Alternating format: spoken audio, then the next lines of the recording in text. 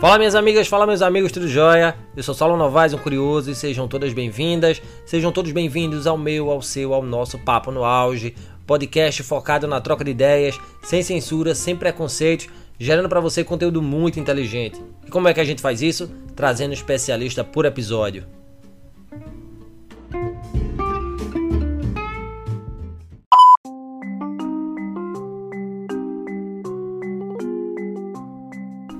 Em meados desta década, que se aproxima do fim, diversos estudiosos começaram a falar no surgimento de uma onda conservadora na política e na sociedade de diversos países. E aí vimos os fenômenos do Brexit, saída do Reino Unido da Comunidade Europeia, e da eleição do Donald Trump nos Estados Unidos e dos nacionalistas na Itália, por exemplo. Com a eleição de Jair Bolsonaro à presidência da República, essa onda teria definitivamente chegado ao Brasil, ratificada por uma campanha marcada pela polarização entre a direita e a esquerda, bem como pela ascensão da legislatura mais conservadora em 5 décadas, eleita em 2014. Com o Congresso mais austero, o número de brasileiros partidários de pautas mais tradicionais aumentou. Questões como legalização do aborto e das drogas, além do casamento entre pessoas do mesmo sexo, foram rechaçadas. Cresceu também o número de apoiadores da pena de morte, da redução da maioridade penal e da prisão perpétua para crimes hediondos. Mais recentemente, foram vistas manifestações contra exposições artísticas no país, fruto do retorno de um moralismo exacerbado, principalmente nas redes sociais. É possível dizer que o Brasil é um país conservador? Bom, de acordo com o professor emérito da USP, José Arthur Gianotti, o conservadorismo brasileiro está associado às bases históricas de construção da sociedade. Segundo o docente, um país que nasceu do Estado forjando uma economia escravocrata e mais tarde muito desigual só poderia ser governado por elites cujos acordos excluíam as vontades populares. Há uma camada que sempre foi extremamente conservadora no Brasil e que agora encontrou meios de manifestação, fala aí do professor Gianotti.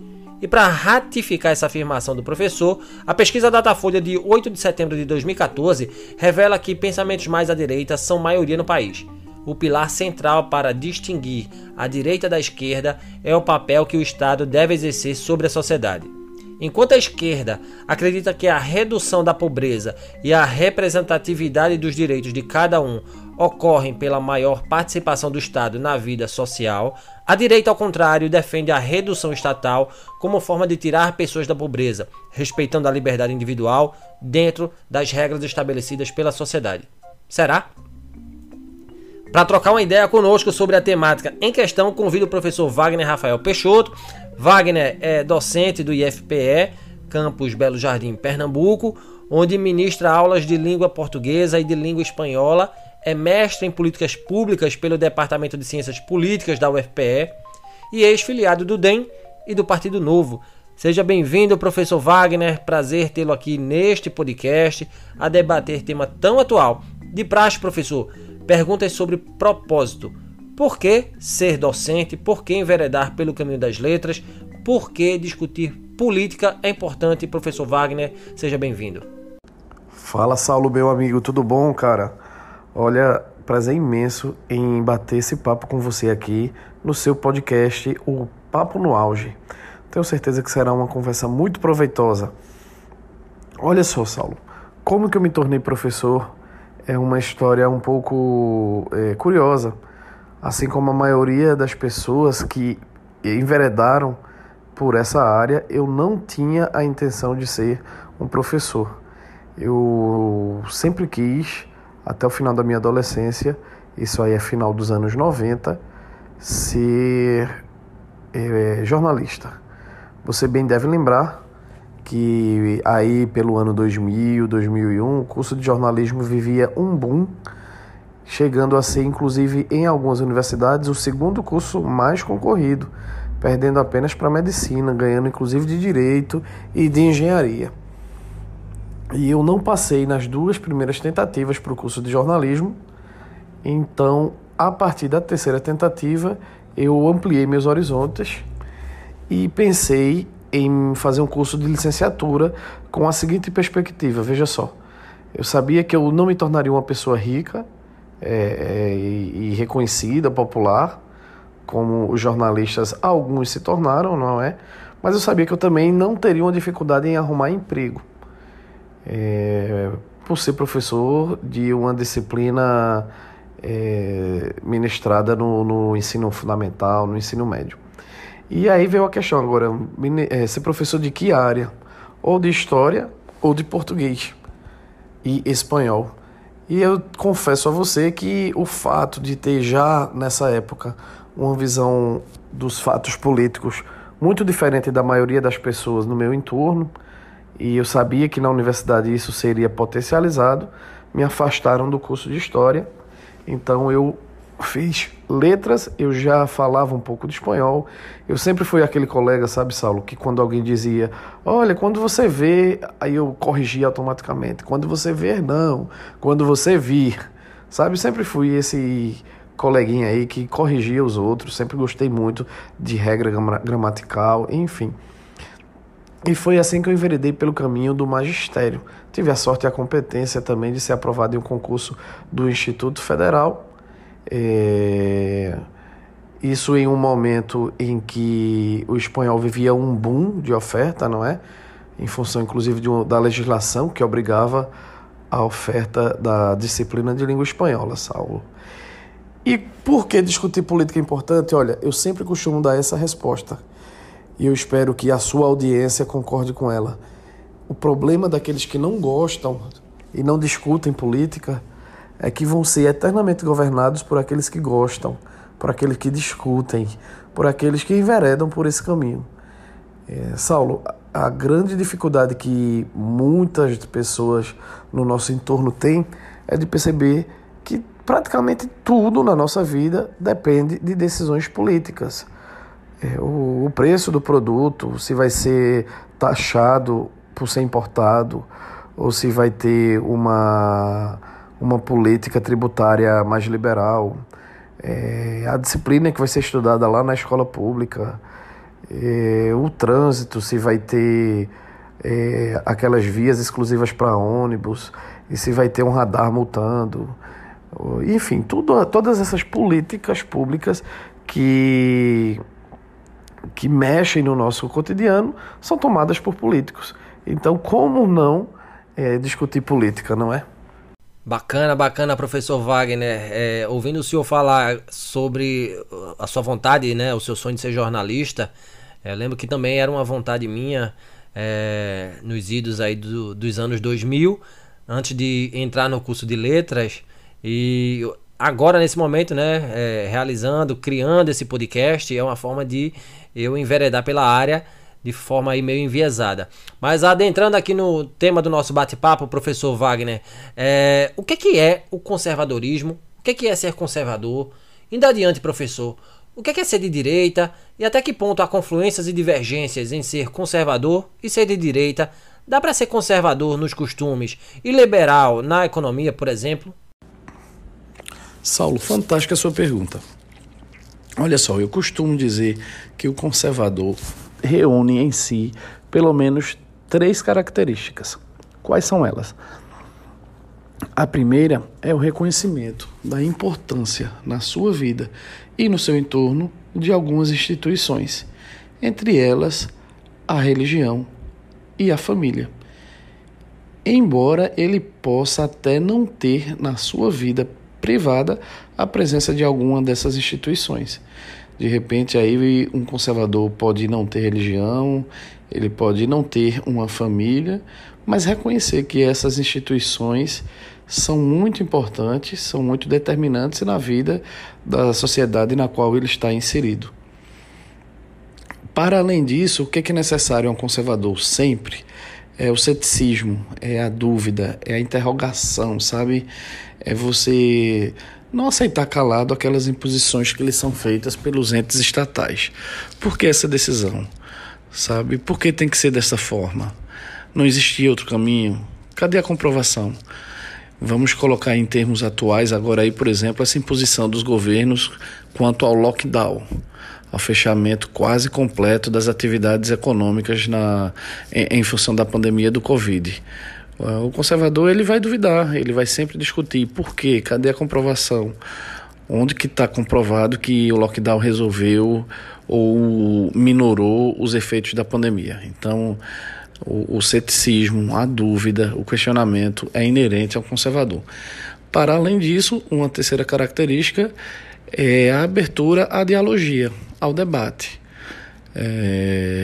Eu sei que muitos vão dizer assim, olha, o conservador é muito ranzinza e não aceita opiniões divergentes. Não. Um conservador nato, ele é forjado na diversidade. Ele reconhece que existem pessoas que pensam diferente dele e senta para conversar com elas, procurando soluções para aqueles problemas que sejam comuns a ambas afiliações. Então é claro que o conservador ele vai sim conversar com um progressista quando for necessário para encontrar uma solução que atinja a solução de um problema que atinja tanto conservadores quanto progressistas. Aliás, Saulo, deixa eu frisar uma coisa aqui ainda na sua pergunta.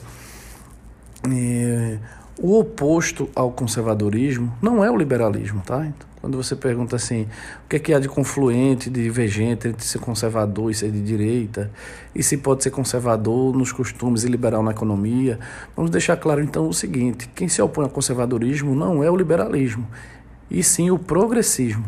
E já na economia, quem se opõe ao liberalismo também não é o conservador, e sim o estatizante.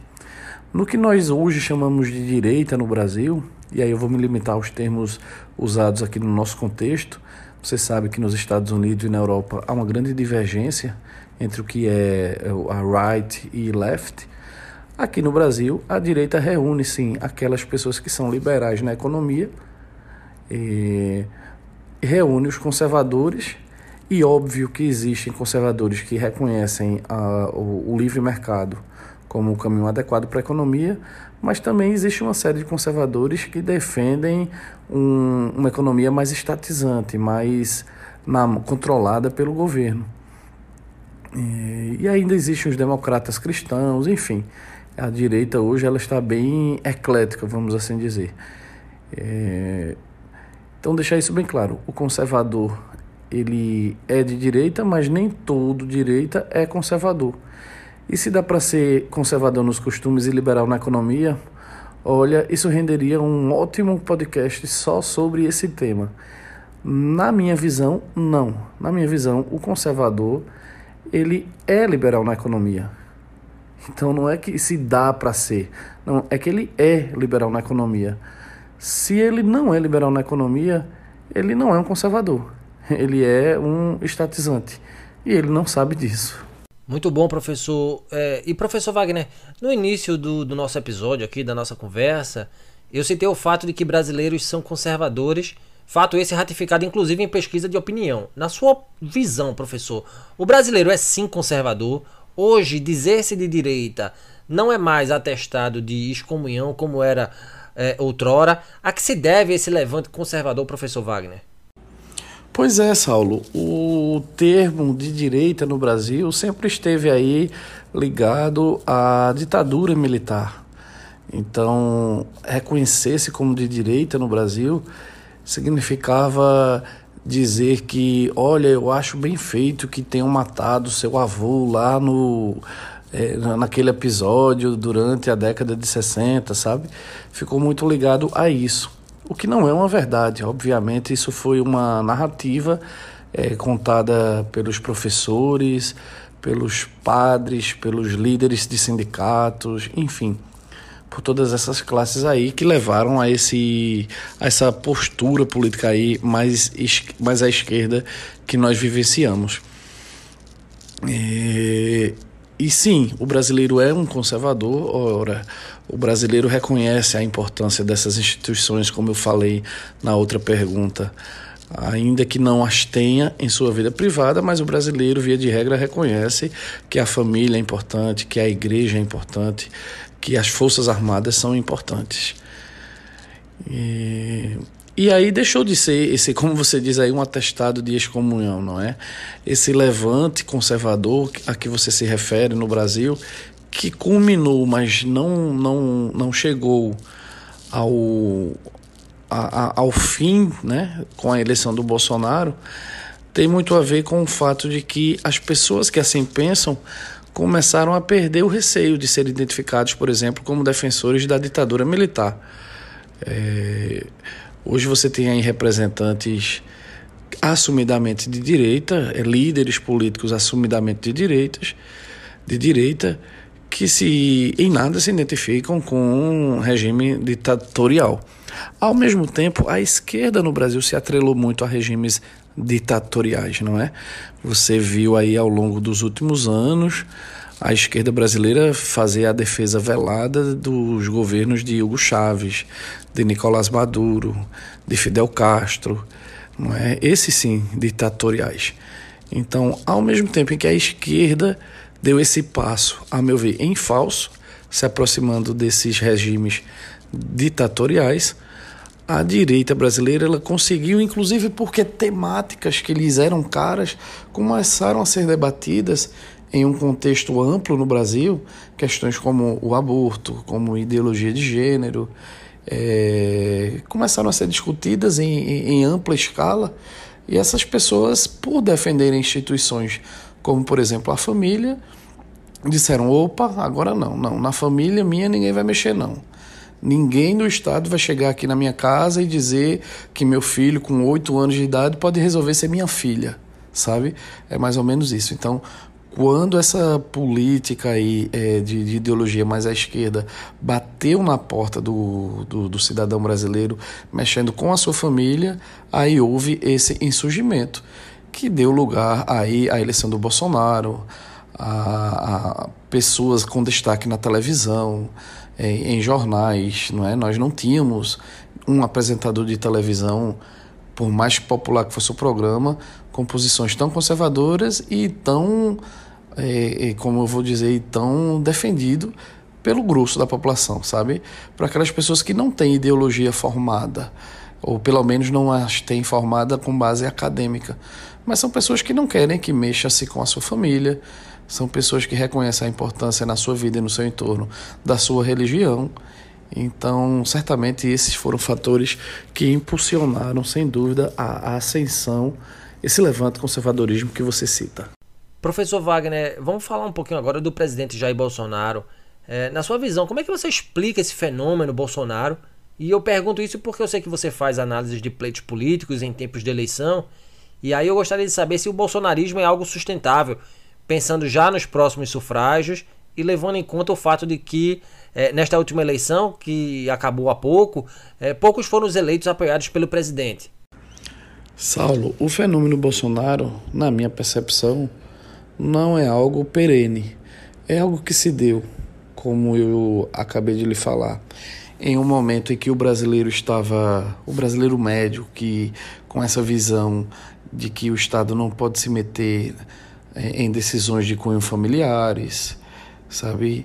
Nessa discussão de temas como aborto, como ideologia de gênero, em um momento de grande corrupção no país, ele surgiu como essa voz que o brasileiro queria escutar, falando exatamente o que ele fala, de um jeito muito, muito próprio, não é?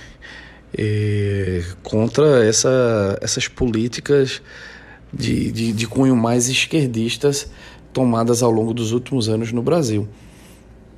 E como você bem observou aí, ele não conseguiu transformar isso em eleições de aliados seus nos pleitos municipais. O que significa que naquelas ações mais próximas da vida do cidadão, ações estatais, eu digo, de quem cuida do seu hospital, de quem cuida da creche lá no seu bairro, o brasileiro ele não liga, não faz uma conexão dessa escolha com o ente mais longe, né, da sua vida, o ente político mais longe, mais distante, que é o governo federal. Então, assim, por mais que o cidadão concorde com o pensamento de Bolsonaro, sabe, e seja cristão, e não queira o aborto, não queira ideologia de gênero, mas ele não cria uma conexão dessa postura de Bolsonaro com quem que vai reger a sua vida lá no Recife ou no Rio de Janeiro, que são cidades em que os candidatos apoiados por Bolsonaro fracassaram. O que o cidadão que elegeu Bolsonaro ainda espera do seu governo, mais do que essas ações pontuais que têm impacto na sua vida cotidiana, é uma postura mais firme nesses temas mais ideológicos, vamos assim dizer. O que é inegável que está falhando, não é? O Bolsonaro ele não tem tido uma agenda, por exemplo, a Escola Sem Partido, que era um projeto muito elogiado por Bolsonaro, que tantas vezes ele levou a debate, está engavetado agora, por exemplo. O Bolsonaro tem colocado líderes no seu governo, pessoas como Fernando Bezerra Coelho ou Ciro Nogueira, senadores de Pernambuco e de Piauí, respectivamente, ambos já envolvidos em escândalos de corrupção, quando o Bolsonaro sempre foi um baluarte na luta contra, não é? Ele surgiu com esse discurso aí muito ético. Então, a sua pergunta sendo se é sustentável, bom, é sustentável, inclusive porque agora ele já chegou lá no auge, não é, na presidência da República, e ele tem uma máquina a seu dispor. Inclusive ele descobriu agora o que dá voto nos grotões, não é? Que é auxílio financeiro aos mais pobres. Então é sustentável desse ponto, mas ele tem perdido muito o apoio daquela ala que votou nele por compactuar com a sua ideologia, não é? Por querer vê-lo enfrentar o STF. Você lembra que no início do governo dele, o filho dele falou que bastava chegar no STF com um cabo e um soldado. E Bolsonaro, por mais assim, que haja discordância das pessoas com Bolsonaro, há de se reconhecer que o eleitor de Bolsonaro, o eleitor médio de Bolsonaro, gosta desse enfrentamento. Se sentia representado, não é? É um eleitor que dizia, poxa, eu não acho justo que o STF determine ou legisle, porque é o que vem acontecendo. E o Bolsonaro vai lá e bate de frente, o filho dele também vai lá e bate de frente. E de repente essa postura foi abandonada, não é? Pelo Bolsonaro. Então ele tem, ao mesmo tempo que ele tem avançado com auxílio financeiro em votos nos grotões, né? Em cidades nos interiores, ele tem perdido esse apoio que existia à sua candidatura em função simplesmente de convergência ideológica. Vamos mudar agora o foco da nossa conversa, professor, sair do personagem Bolsonaro e ir para o personagem Paulo Guedes, o ministro da Economia. Na sua análise, professor, o que é que o senhor diz, o que é que o senhor fala sobre o desempenho do ministro Paulo Guedes, um liberal de carteira, que anda às turras com o presidente Bolsonaro vez ou outra e com o Congresso a quem critica costumeiramente? Saulo, o Paulo Guedes, que foi um esteio importante aí na ascensão do Bolsonaro, não é, intitulado pelo próprio presidente como posto Ipiranga, tem uma agenda liberal para implementar, mas que esbarra muito nas determinações do Congresso, não é? Ele, talvez por não ter sido nunca ocupante antes disso de um cargo público nessa esfera, ele imaginasse o que muitos de nós imaginamos, que o governo, que o poder executivo é aquele que executa. E aí, quando você chega lá, você se depara em situações que você vai ter que simplesmente negociar.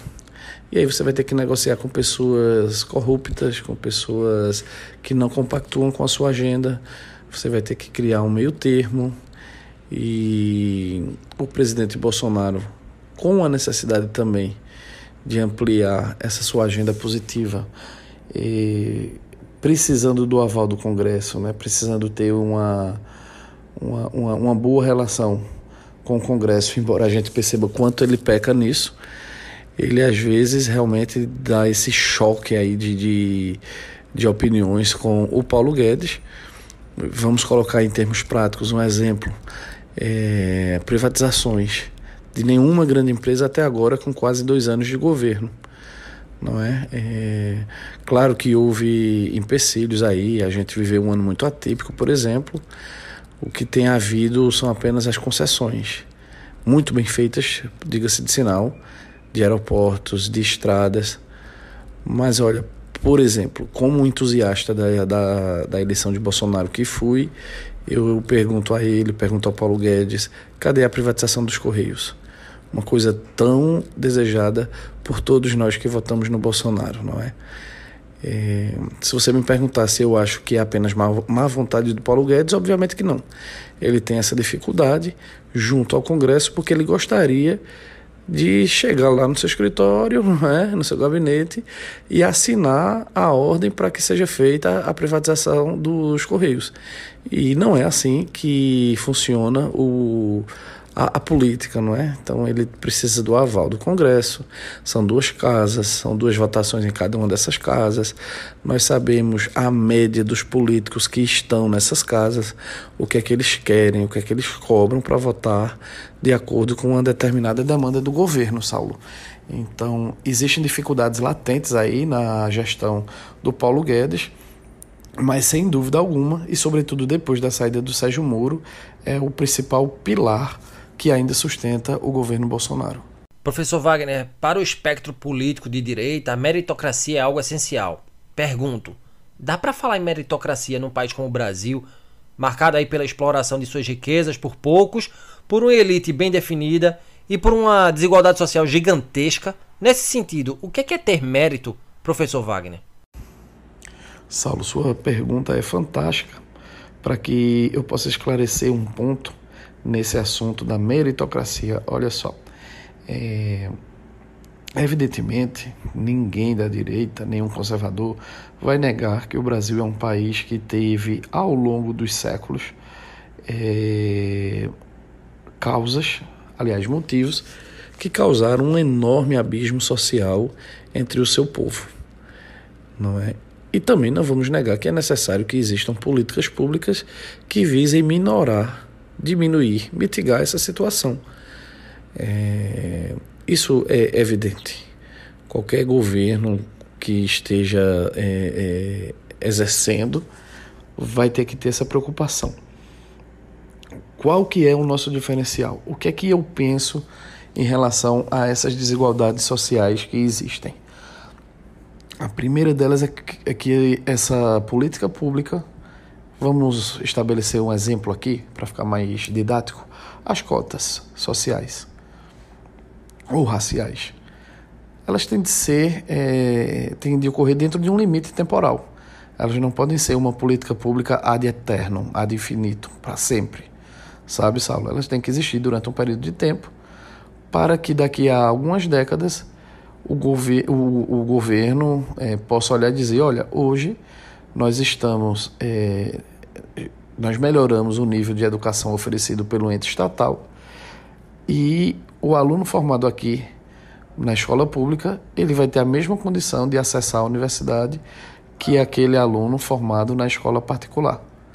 Se a política pública adotada é simplesmente a de garantir a cota para que o aluno acesse o ensino superior, mas sem a preocupação em melhorar a qualidade do ensino público, essa política pública ela não vai ter um ponto final. Ela não busca uma solução, sabe? E nisso nós discordamos. A outra discordância que nós temos também é a seguinte, ainda dentro do mesmo exemplo. Se eu garanto como uma política pública de cota que um aluno em situação de vulnerabilidade social vai chegar à universidade através de uma cota e vai ter lá a mesma formação que o aluno não cotista, ao final desse período de formação superior, ambos terão tido a mesma formação, ambos terão a mesma capacidade de desempenharem as mesmas funções. Então não justifica que haja a cota, inclusive para ocupar cargos dentro da burocracia estatal. Ora, ambos tiveram o mesmo nível de ensino lá na universidade, um deles garantidos por uma política pública de cota. Então, para desempenhar uma determinada função em nome do Estado, aí nós queremos a meritocracia, sabe? Saulo, na vez em que eu for levar minha mãe para um hospital, eu não quero saber se aquele médico teve uma infância sofrida ou se o bisavô dele foi escravo. Eu quero saber se ele tem competência para salvar a minha mãe, que ela não morra na mesa de cirurgia. Então é necessário que ele esteja naquele cargo por competência e não simplesmente porque ele fez o concurso com uma cota diferenciada, sabe? Com uma situação mais fácil do que outra. Não. A deficiência que ele teve pela vulnerabilidade social foi sanada quando ele acessou a universidade através do sistema de cotas. A partir disso, ele e o não cotista vão ter a mesma formação, vão estudar com os mesmos professores e vão ter que prestar o mesmo serviço, não é para o público. Então nós temos essa divergência aí. Primeiro, repetindo, a questão temporal. Então você estabelece a cota durante um período de tempo em que você tenta sanar as deficiências do serviço público que você oferece, para que mais para frente essa cota não seja mais necessária. E mesmo que essa cota ainda esteja sendo necessária para acessar o nível superior, ela não deve existir para ocupar os cargos na burocracia estatal. Cargos de médico, de professores, de engenheiros, seja o que for. No âmbito público, a meritocracia é o que vai importar. Ora, eu não quero saber se o engenheiro que está construindo o prédio teve uma infância pobre. Não. Eu quero saber se ele é capaz de construir aquele prédio sem que o prédio desabe na cabeça de alguém. Sobre as narrativas de esquerda e de direita, professor, qual é a sua visão em termos de embate para os próximos anos?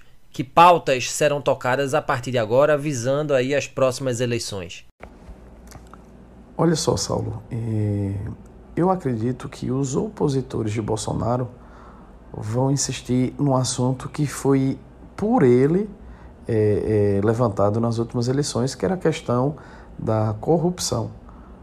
Você sabe que o Bolsonaro cresceu muito nesse esteio aí do combate à corrupção.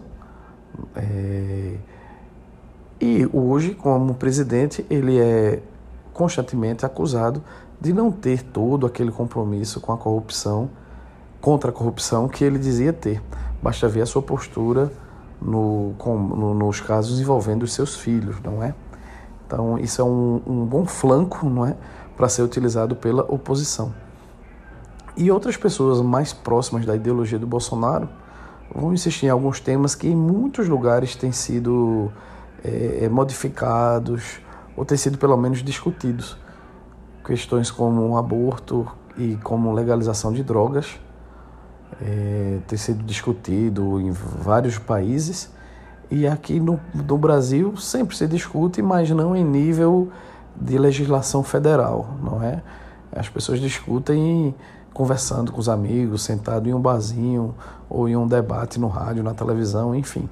Mas não foi apresentado ainda, e eu acredito que está cada vez mais próximo esse momento, em que temas mais caros à população conservadora e que pode reaproximar essa população que está um pouco desgostosa com o governo Bolsonaro do próprio Bolsonaro, não é? Então, se de repente surge aí um debate em nível federal se vamos legalizar ou não o consumo de drogas, então, obviamente, isso tenderia a aproximar o Bolsonaro daquele eleitor que está um pouco decepcionado em função de algumas outras decisões do seu governo.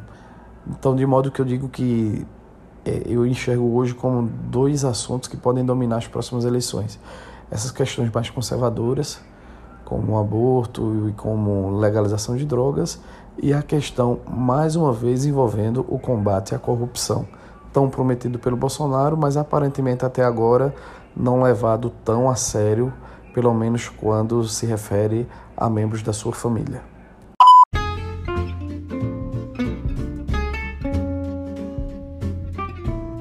E chegamos ao fim deste episódio do Papo no Auge. Hoje falamos sobre conservadorismo e a direita no Brasil. E para trocar uma ideia com a gente sobre esse tema, aqui o professor do IFPE, Campus Belo Jardim, o professor Wagner Rafael Peixoto, Meu amigo Wagner, gostaria de te agradecer imensamente pela partilha de tanto conhecimento, diretamente do México, diretamente aí das praias de Cancún, né? Foi um momento de grande aprendizado e de posicionamento de ideias. Gratidão demais, meu amigo. Saulo, foi um prazer a oportunidade de bater esse papo com você no seu podcast. Quero lhe agradecer e dizer à sua audiência que o conservadorismo veio para ficar no Brasil, viu? Isso independe de resultados eleitorais. A população brasileira, majoritariamente conservadora, está cada vez mais atuante e fiscalizando também aqueles que nós elegemos, as decisões do Poder Judiciário. Nós não vamos arredar pé de participar ativamente dos debates realizados na sociedade. Eu fecho a minha participação repetindo aquilo que eu disse no início, Saulo. O mal de quem não gosta de política é quem vai ser eternamente governado por aqueles que gostam. Um abraço e até a próxima.